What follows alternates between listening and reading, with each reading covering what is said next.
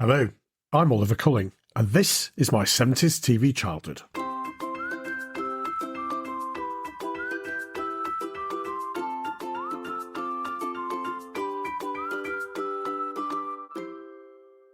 Hello again, and welcome back to my 70s TV childhood. We're the podcast which looks back at growing up in Britain during the 1970s. It was a time of economic decline, rampant inflation, clueless politicians mired in scandal, and general misery as the cost of living got out of control. Completely unlike Britain of today, of course. But it was a magical time for me and my generation, because that's when we were fortunate enough to be children. And children don't really notice what's going on until it directly affects them. With things like power cuts. When the lights went off in the 1970s, it meant getting out the candles and pretending you were living in the olden days, so it was quite fun, really. On the other hand, the power cuts meant that we couldn't watch television, which wasn't such good news, as that was the constant accompaniment to my childhood years. And if you're a new listener, you probably worked it out already. It's the inspiration for this podcast. Watching television in the 1970s was an experience that unified families and our society in a way which nothing else has, either before or since. There wasn't that much of it. 3 channels, which were not broadcasting all the time, and no way of watching TV programmes other than sitting down and watching whenever the shows are on. No video recording, no catch-up or streaming. If you missed it, you missed it. That doesn't sound very inspiring, does it?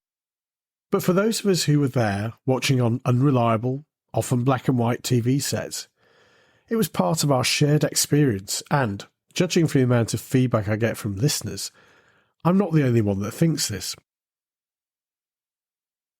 As always, I've had lots of messages in my digital postbag. It's so humbling to me that so many of you choose to get in touch. It really makes creating the podcast worthwhile to hear your memories and to understand how the podcast has taken you back to childhood days. Our recent episode on Tomorrow's World, for example, seems to have struck a chord with many of you. Reasonably new listener Doug, one of our regular correspondents Nick, and Tom all got in touch with memories of different inventions and devices which featured in the show. There must have been so many things that were featured on the show but never made it past the conceptual stage, and that was all part of the excitement and fascination of the programme. Remember, if you'd like to share your memories of 1970s childhood and the TV shows which stick in your memory, you can do so on our blog at www.my70stvchildhood.com, or you can leave a comment on our various social media accounts, or you can simply email me, oliver@my70stvchildhood.com. Oh, and also a quick reminder that we've been nominated for the Best Film and TV Podcast category at the UK Independent Podcast Awards, which take place at the end of October. Thank you for all the kind messages you sent us on that, and please keep your fingers crossed for us on the big night itself. So, back to the 1970s. As children, none of us really appreciated or even understood really what our parents and other adults had to do. Life is a bit easier as a child, where the biggest dilemmas are whether to watch BBC or ITV. And the big challenge of the day was to remember to take your PE kit into school on the right day for PE lessons. I don't remember ever being bored as a child. Okay, there's probably one exception to that. So when my mother took me and my sister to the cinema to watch The Tales of Beatrix Potter, which turned out not to be a gentle retelling of the animal-based tales, but several hours of ballet. I was literally bored to tears, and kept asking whether we could go home during the film, to which came the reply that my mother had spent 5 shillings on coming and we had to stay to the end. To make matters worse, and this probably also shows my priorities in those days, I'd also missed Scooby-Doo. I've never really enjoyed ballet either since that unfortunate introduction. For adults in the 1970s, society was still pretty conventional. Despite the swinging 60s, most of our parents were still pretty hidebound by the deference which ran through British society. As we mentioned in our recent episode on Upstairs Downstairs, people generally knew their place, and this conventionality and this suffocating deference was nowhere more obvious than in the workplace. In big factories, there was clear demarcation not only between the white-collar workers in the office and the blue-collar workers on the shop floor, but also between colleagues who did different jobs. The hierarchies and divisions in every workplace, whether it was between the apprentices learning a trade and the time-served tradesmen, or the office juniors and the middle managers. Wherever it was, there were strict guidelines on how you behaved and how you got on. This led to lots of stereotypes, like the way people had to call their seniors sir. Weren't many who were called madam at that time. And the terrifying prospect of having to invite the boss and his wife around to dinner in order to have any chance of promotion. How many sitcom plots have revolved around the boss coming to dinner and some chaotic mishaps threatening to derail the whole evening and thus put paid to the potential promotion? But, as in the case of many stereotypes, I think there were elements of truth in these situations. The workplace in 1970s Britain was, well, let's face it, rather dull and full of deference and old-fashioned ways of working, which meant that some offices felt more like they were still in the 1950s. All of this was soon to change in the huge upheavals to the British economy and ways of working which were to come in the 1980s. But for many 1970s workers, it was a treadmill from which there was nothing you could do to escape. Unless, of course, you did something totally unexpected and outrageous.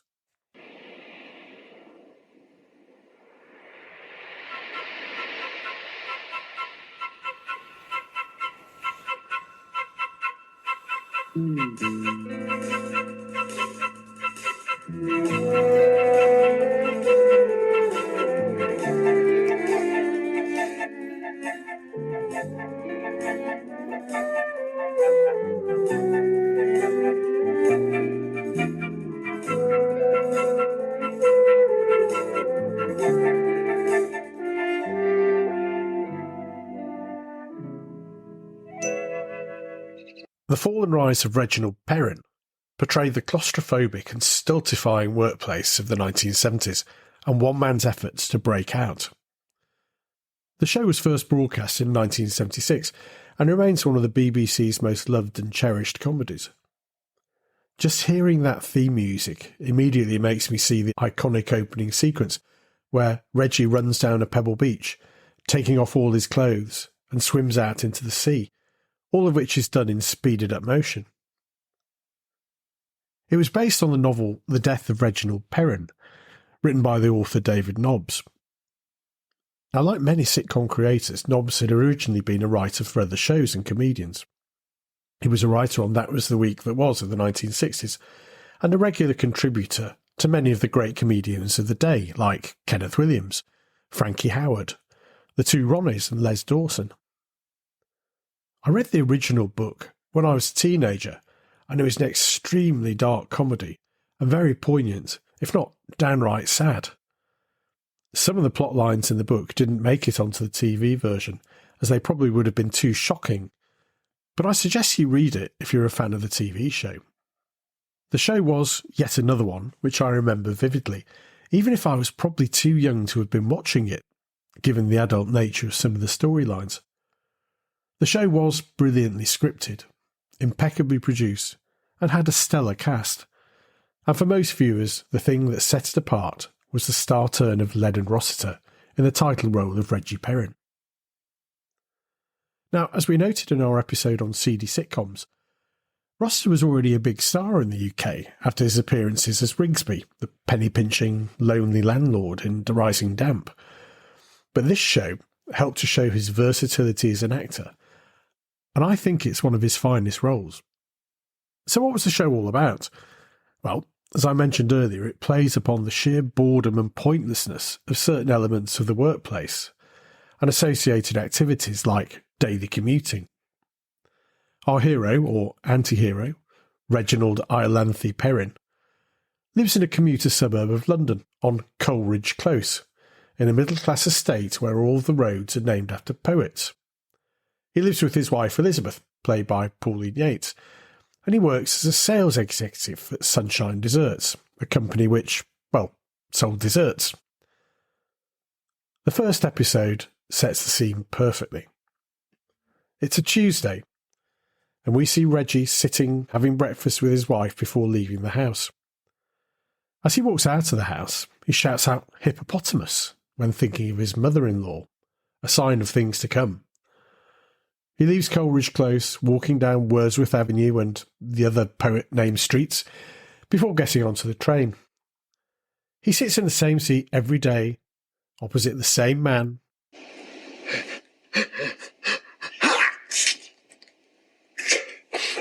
Blasted hay fever.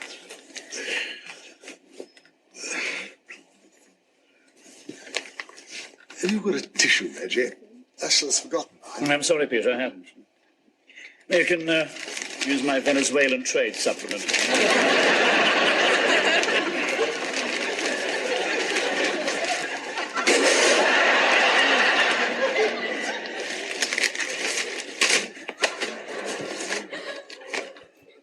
This sequence is repeated throughout the first series, as various supplements from the Times newspaper are used by Reggie's travelling companion to blow his nose. He also races through the Times crossword, rather irritatingly for Reggie, because Reggie can never complete it. And he always grins across, looking at him and saying, "Ah, easy today." Reggie arrives at the Sunshine Desserts office, from which letters keep falling off from the sign above the exit all the way during the series, before going on to his office to be met by his secretary Joan, played by Sue Nichols of Rent-A-Ghost and, of course, Coronation Street fame. Morning, Joan. Morning, Mr. Perrin. 11 minutes late. Staff difficulties at Hampton Wick. Leslie Woodcock from the Trifle Department phoned. He wants to talk to you about the farewell present for Doris Coldblow from Crumbles. How long has she been here? 3 years, and she's a bitch. Oh, we sent 10p. Right, let's start last night's letter, shall we, to Jeff Maynard, Reynolds Farm, near the Somerby. Thank you for your letter of the 7th inch. I'm sorry you're finding it inconvenient to change over to the Metzinger scale. Let me assure you that many of our suppliers are already finding the new scale is the most realistic method of grading plums and green gauges. With the coming of metrication, I feel confident that with the advent of metrication, I feel confident that the bloody phone will ring all day. Reggie is always 11 minutes late. And as the first series continues, the excuses become more bizarre. And I seem to remember once it was escaped Puma on the line at Chessington North. And at the same time as the explanations become more bizarre, his behaviour becomes more bizarre. The show is about a man having a midlife crisis. Reggie, at 46 years old, rails against his job, against the people he works with, and against his family. He begins to fantasise about escaping from the daily grind and starts to daydream. Whilst he appears to love his wife, he becomes fixated on Joan, his secretary, and his behaviour starts to become more bizarre. This is a reflection on how pointless he feels his life is, and his other colleagues don't help, especially his boss. Send them in, Mariam. Sit down, gentlemen.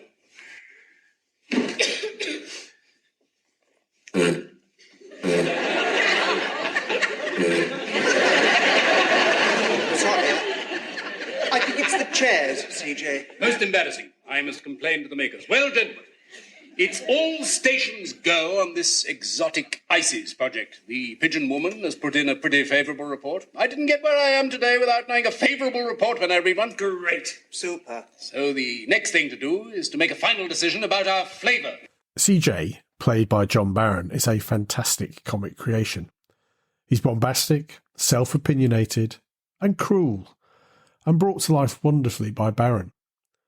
What became his catchphrase, "I didn't get where I am today by whatever," became part of the common parlance and even today is recognisable.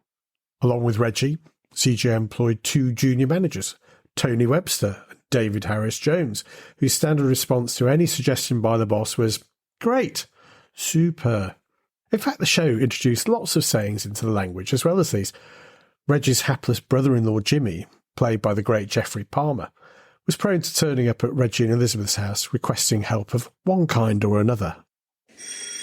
Oh, no. I'll go. I don't care who it is. I'm not coming in. I'm sorry, we don't want any today, thank you. Reggie? Oh, Jimmy. Come in. Your brother. Oh, hello, Jimmy. How's the army? Mustn't grumble. Drink, Jimmy. 3:10, almost tea time. Whiskey, please. Look, no beating about the bush. Bit of a cock-up on the catering front. Muddle over shopping. Fact is, right out of food. Just wondered if you'd got anything. Just bread or something. Pay, of course. I wouldn't hear to it, Jimmy. Oh, thanks. Decent of you. Wouldn't have asked. Many kiddies yelling, general hoo-ha. Bit of a cock-up over pay. Wifely ructions, storm cones hoisted. Oh, yes, of course. What would you like? There's some bacon and eggs, Danish salami, half a loaf, carrots, oranges, sprouts, 2 pork chops, piece of fillet steak. Yeah, that lot will do fine, thanks. Right. Like many of the shows we remembered on the podcast, I personally think the first series was the best. It chronicled the descent into madness of a reasonable, middle-aged man driven to despair by the hopelessness of his existence. It was extremely funny, but also quite troubling. As his sanity crumbled, Reggie took to seeing a hippopotamus every time his mother-in-law was mentioned, and he behaved more and more irrationally. In one episode, Elizabeth went away for the weekend, and Reggie decided to arrange an assignation with Joan, his secretary. However, the day was full of interruptions from Reggie's relatives, and nothing went any further. I seem to remember Joan ends up shinning down the drainpipe to escape the madhouse. And on another occasion, he invited some of his work colleagues to Sunday lunch, I think it was, and proceeded to ply them with alcohol, which made them start to upset each other and reveal truths about their real personalities. Chaos ensues before Reggie throws open the dining room door to reveal there is no Sunday lunch. He tells his guests he's given a donation to Oxfam instead. Eventually things come to a head when Reggie drives to the British Fruit Association in a car which I seem to remember was shaped like a blancmange in order to deliver a speech. It is a disaster, as Reggie, both drunk and taking sedatives, rants and rambles before being dragged off stage. He then drives to the Dorset coast and, having contemplated suicide, he plans to fake his own death and start all over again. Now, this is pretty serious stuff to be included in a sitcom, and the show always trod a fine line between comedy, pathos, and tragedy. Leonard Rossiter and the strong cast made it all work really well, and doing a Reggie Perrin became a common term, especially given the disappearance of MP John Stonehouse, who did his own Reggie Perrin in Australia at the same time as the first series was broadcast. By the end of the first series, Reggie had been through various assumed personalities and ended up back with his wife Elizabeth under the pseudonym of Martin Wellborn, claiming to be an old friend of Reggie's who's just returned from Brazil. He's got longer hair, a beard, and has lost weight, so he's not immediately recognisable to his former colleagues and friends. He even attends his own memorial service and is quite disappointed that there aren't many people there. It turns out that Elizabeth knew exactly who he was straight away, as did his daughter, and he asks Elizabeth to marry him as Martin, and she does. The show was very well received with both audiences and critics. The idea that an ordinary man could be driven to such a desperate act by the mundane nature of his life seemed to strike a chord. After the success of the first series, the BBC wanted more and so commissioned a second and then a third series.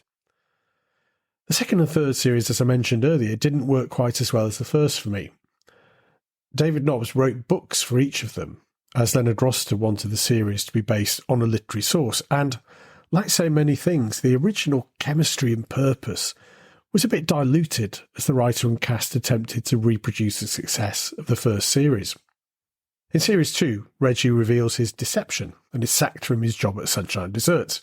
He responds by setting up a new business, a shop called Grot, which sells useless objects like square hoops and the disgusting wine made by Tom, his rather hapless and hopeless son-in-law.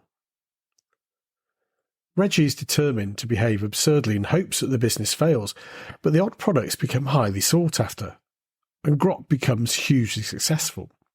This causes a relapse in Reggie, and he starts seeing the hippopotamus again. He then decides to ruin the business by employing lots of useless people, including his aforementioned son-in-law Tom, brother-in-law Jimmy, some of his former Sunshine Dessert colleagues, including CJ, who he finds begging on the street, and an itinerant Irish labourer called Seamus, who he memorably meets in the pub. Have a drink with me. Oh, it's very nice, yeah. My name is same again. My name is Perrin, Reggie Perrin. I run the grot shops, the rubbish chain. Seamus Finnegan, labourer, the Climthorpe Slip Relief, Feeder Road. Ah, yes, but you weren't working today. No, sir, no. Cheers. Oh, cheers, sir, no. Your man gave me the day off on account I had an urgent appointment at Kempton Park. Ah, I see. How did you get on? My system failed me, sir. Oh, dear. What system is that? Well, I always back the grey. If there isn't a grey in the race, I back the sheepskin noseband. This man is ideal. Tell me, Seamus, have you ever worked in management at all? No, sir, no. My genius for management remains a secret between me and me maker. Good. Had any experience at all in administration? No, sir, no. That's one fellow I never met. Seamus, I'd like to offer you a job starting at £10,000 a year, plus a company car, and, of course, luncheon vouchers. Would you be having a little bit of fun here with a simple Irishman in the bog, sir? I'm offering you the job, Seamus. Oh, hell's bells, I better take it so before you change your mind. We'll go into the details later. I'll drop a line to the Climthorpe Slip Relief Feeder Road. Yes, yeah. Right, bye for now, then. Surely this team of incompetents will destroy the business. Well, of course not. They all prove to have hidden talents, and Grot becomes a hugely successful corporation. So, in a final act of desperation, Reggie decides to fire them all. Bringing them into his office one by one, he can't bring himself to fire Tom, or his brother-in-law Jimmy, or his former colleagues. So he then calls Seamus into his office. Sack him anyway, I hardly know him. Yes, come in. Oh, Seamus, come in. Sit down, Seamus. Thank you very much, sir. Well, how's the reorganisation going? Very well, sir. Bit too well for you, I think. What do you mean? Well, the way I reckon it is this, sir. When you employed me and all those other idiots, you reckoned to bring the company to its knees. On earth should I want to do a ridiculous thing like that? Well, I'm only a simple Irishman from the land of the bogs and the little people, sir. But I think you created this grot shop as a sort of joke to cock one last snook at society. But you found you created a monster that grew and grew, so you decided to destroy it. Dame Failure, however, is a perverse mistress. Court her and she hides shyly behind the skirts of life. To your amazement, you found that we were successful. So today, you decided to sack us. You couldn't sack your own. You couldn't sack your own family when it came to it. And you couldn't sack your old friend Doc Morrissey. But Seamus Finnegan, now there was a horse of a different colour. No trouble in sacking him. A simple, tongue-tied Irishman from the land of the bogs and the little people, who never did anybody any harm, but built roads, and then got his one big chance to show that he was worth more than the back-breaking burden of toil in the evening of his dull old life. How would you like a 20% rise? Thank you very much, sir. Thank you, Seamus. Sojourning, would you please? Thank you. Brilliant stuff. And the rest of the second and third series rather petered out and kept trying to retread the original ideas. But the first series was what ingrained the show on my memory. Leonard Rossiter was a brilliant character actor, and I don't think any other actor could have pulled off that tragicomic role so well. The writing of David Nobbs was perfect, and the supporting cast memorable. Who would have thought that a comedy about a man suffering a breakdown and faking his own death could be so fondly remembered, and, frankly, so funny? There was an unfortunate attempt to revive the show in 1996, the legacy of Reginald Perrin, and that was without Leonard Rossiter, who died over 10 years before. Most of the old cast were there, but without Reggie, it just didn't work. Some things are best left in the past, I think. There was also a 21st century revival starring Martin Clunes as Reggie, but again, I found myself asking, what was the point? The original series stands as a classic piece of British television and should be left alone. I'd love to hear your memories of Reggie Perrin. I know that many of you hold the show in high regard. Am I being too harsh on the second and third series? Let me know by leaving a comment at www.my70stvchildhood.com, tweeting at 70stvchildhood, leaving comments on our Facebook or YouTube sites, or simply by dropping me an email, oliver@my70stvchildhood.com. We'll be back with our next quiz in a week's time, and with our next regular episode in a fortnight. In the meantime, thanks for listening. Don't forget to like us and rate us wherever you get your podcasts, and tell your friends all about the podcast. Take care, and join me again soon for more from My 70s TV Childhood.